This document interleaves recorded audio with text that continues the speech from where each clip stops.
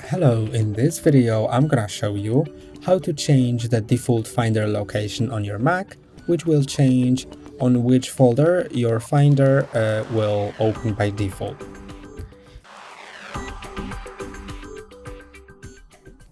You can see that now when I open Finder, it opens on Recents, but if you want to change it, go to Finder, Settings, or just click on Command Comma, and then go to General, and here is New Finder window show. Now you can change it to any of these available folders, or click on Other to set an other folder, and I'm gonna set it to Downloads, then click on Choose, and now it's set. You can click on X, and now whenever I open New Finder window, you can see that it opens the folder that I've chosen.